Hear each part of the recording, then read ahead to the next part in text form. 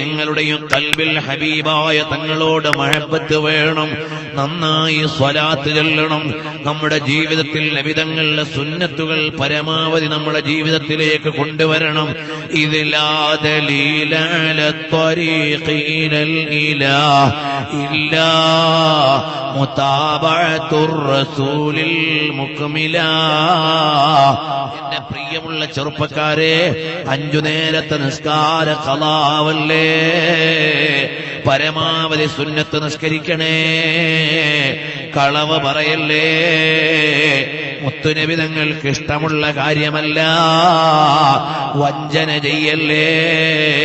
വാട്സപ്പിലൂടെയും ഫേസ്ബുക്കിലൂടെയും അനാവശ്യങ്ങളിൽ ഇടപെടല്ലേ. വൃത്തികെട്ട കാര്യങ്ങളിലേക്ക് പോകല്ലേ. മറ്റുള്ളവരുടെ ന്യൂനതകളെ തേടി നടക്കല്ലേ. അനാവശ്യ കാഴ്ചകൾ കാണല്ലേ. തഖ്വയോടെ ജീവിക്കണേ.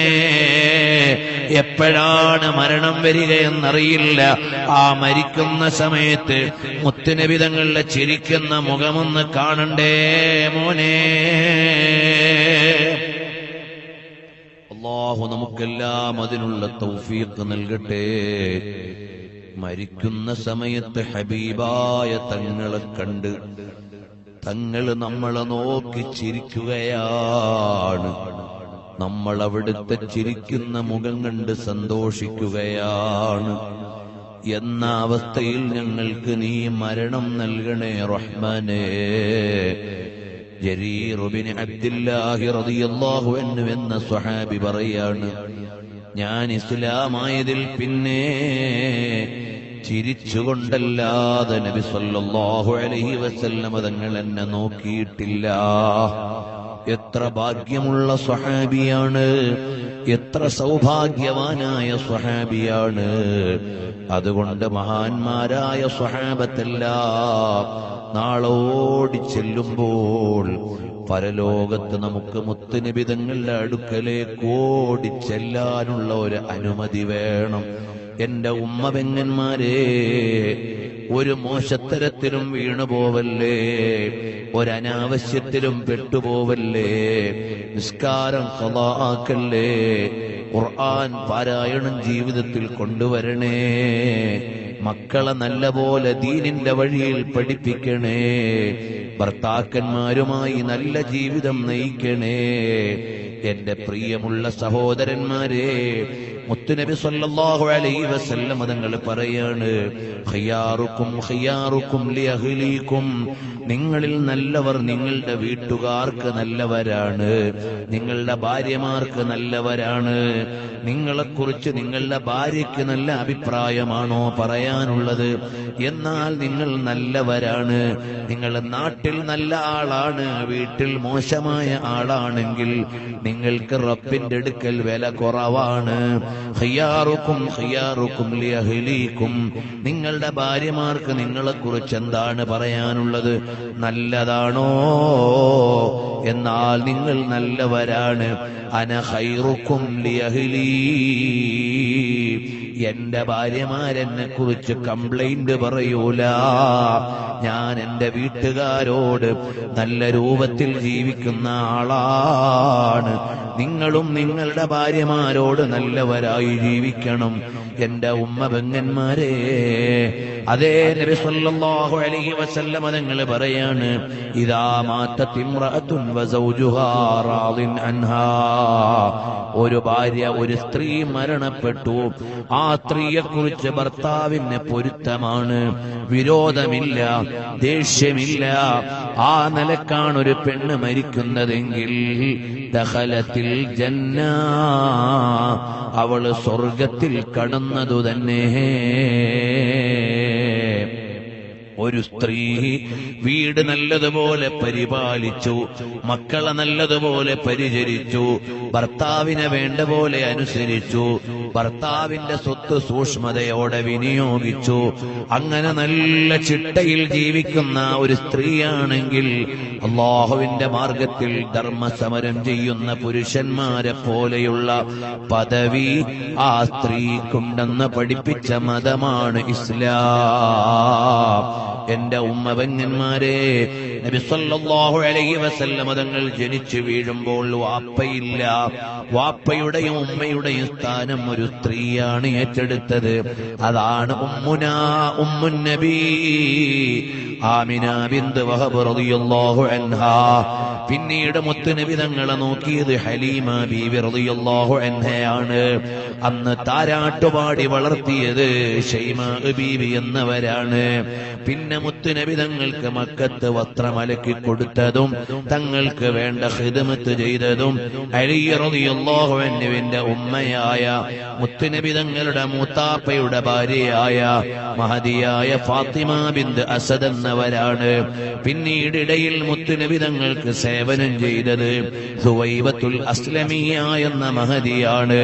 മുത്തുനബി തങ്ങൾ അബവായിൽ വെച്ചുകൊണ്ട് ഉമ്മയുടെ വിയോഗത്തിന് സാക്ഷിയായി. ആ സമയത്ത് കൂട്ടിക്കൊണ്ടുവന്നത് മഹദിയായ മുത്തുനബി തങ്ങളുടെ ഖാദിമത്താണ്. പിന്നെ മുത്തുനബി സ്വല്ലല്ലാഹു അലൈഹി വസല്ലം തങ്ങൾക്ക് താങ്ങും തണലുമായത് മഹദിയായ ഖദീജ ബീവി റളിയല്ലാഹു അൻഹയാണ്. ഖദീജ ബീവി റളിയല്ലാഹു അൻഹ വഫാത്തായപ്പോൾ തങ്ങള് സങ്കടം പറഞ്ഞിരുന്നത് ആരോടാണ്? ഖദീജ ബീവി റളിയല്ലാഹു അൻഹയുടെ സ്ഥാനമേതാണ്? ഖുർആൻ ഇറങ്ങിയപ്പോൾ അതിന്റെ ഗൗരവത്താൽ മുത്തുനബി തങ്ങളെ പുതപ്പിട്ട് കിടക്കാൻ ഓടി വന്നത് ഖദീജ ബീവി റളിയല്ലാഹു അൻഹ എന്ന മഹദിയുടെ അടുക്കലേക്കാണ്. പിന്നെ മുത്തുനബി തങ്ങളുടെ സങ്കടം കേട്ടത് ഫാത്തിമ ബീവി റളിയല്ലാഹു അൻഹയാണ്. പിന്നെ മുത്തുനബി തങ്ങൾക്ക് ആശ്വാസം നൽകിയതിൽ അതാ ഫാത്തിമ ബീവിയേക്കാൾ 2 വയസ്സ് ചെറുപ്പമുള്ള ആയിഷ റളിയല്ലാഹു അൻഹയാണ്. മുത്തുനബി തങ്ങൾ ഈ ലോകത്തോട് വിട പറഞ്ഞത് ഒരു മഹദിയുടെ മടിത്തട്ടിൽ കിടന്നാണ്, ഒരു മഹാന്റെ മടിത്തട്ടിലല്ല. മഹദിയായ ആയിഷ ബീവി റളിയല്ലാഹു അൻഹയുടെ മടിത്തട്ടിൽ കിടന്നാണ്. ആ മഹദിയുടെ ഉമിനീരാണ് നബിതങ്ങളുടെ വായിലേക്ക് ചെന്ന അവസാനത്തെ നനവ്. അഥവാ മിസ്വാക്ക് നനച്ചു കൊടുത്ത നനവ് ആയിഷ റളിയല്ലാഹു അൻഹയുടെ ഉമിനീരിന്റെ നനവാണ്. അവസാനം നബി തങ്ങൾ വസിയ്യത്ത് ചെയ്തത് സ്ത്രീകളെ നല്ല പോലെ നോക്കണേ എന്നാണ്. അതുകൊണ്ട് എന്റെ ഉമ്മ പെങ്ങന്മാരെ, നിങ്ങളുടെ കാര്യത്തിൽ നബി തങ്ങൾക്ക് വലിയ ശ്രദ്ധയാണ്. ആണുങ്ങൾ നിങ്ങളെ തല്ലരുതെന്ന് നബി തങ്ങൾ പറഞ്ഞിട്ടുണ്ട്, നിങ്ങളെ കഷ്ടപ്പെടുത്തരുതെന്ന് നബി തങ്ങൾ പറഞ്ഞിട്ടുണ്ട്, നിങ്ങൾക്ക് വേണ്ടത് ചെയ്തു തരണമെന്ന് പറഞ്ഞിട്ടുണ്ട്. അല്ലയോ സഹോദരിമാരെ, നിങ്ങൾ അനാവശ്യമായോ അമിതാവശ്യമായോ ആവശ്യങ്ങൾ ഉന്നയിച്ച് ഭർത്താക്കന്മാരെ പ്രയാസപ്പെടുത്തരുതെന്നും പറഞ്ഞിട്ടുണ്ട്. നല്ല കുടുംബജീവിതം നയിക്കണമെന്ന് മാതൃകാപരമായി കാണിച്ചു തന്ന റസൂലുള്ളാഹി സ്വല്ലല്ലാഹു അലൈഹി വസല്ലം തങ്ങൾ മക്കളെ എങ്ങനെ പോറ്റണമെന്ന് കാണിച്ചു തന്ന നബിയാണ്. മക്കളെ സ്വർഗത്തിൽ കിട്ടണമെന്ന് ആഗ്രഹിച്ച നബിയാണ്. മോളോട് പറഞ്ഞ മോളെ, മോൾ എവിടുത്തെ ആഭരണം ഇടുന്നത് എനിക്ക് വലിയ താല്പര്യമില്ല, മോള് സ്വർഗത്തിലെ റാണിയാണ് എന്ന് പറഞ്ഞിട്ടല്ലേ നബി സല്ലല്ലാഹു അലൈഹി വസല്ലം തങ്ങൾ ഫാത്തിമ ബീവിയോട് സംഭാഷണം നടത്തിയത്. മുത്തുനബി തങ്ങളുടെ ആൺമക്കളെന്ന് പറയാൻ പറ്റുന്ന പേരമക്കളായ ഹസനൈനി നാളെ സ്വർഗത്തിലെ യുവാക്കളുടെ നേതാക്കളാണ്. തങ്ങളുടെ നേരെ മകനെന്ന് പറയാൻ പറ്റുന്ന മരുമകൻ അതാ മദീനത്തുൽ ഇൽമിന്റെ കവാടമാണ്. അലിയുൻ ബാബുഹാ. അങ്ങനെ എല്ലാവരെയും സ്വർഗത്തിലേക്ക് വിളിച്ച റസൂലുള്ളാഹി സ്വല്ലല്ലാഹു അലൈഹി വസല്ലം. അല്ലാഹുവേ, അവിടുത്തോടുള്ള മഹബ്ബത്ത് ഞങ്ങളുടെ ഖൽബിൽ നിറച്ചു തരണേ റഹ്മാനെ.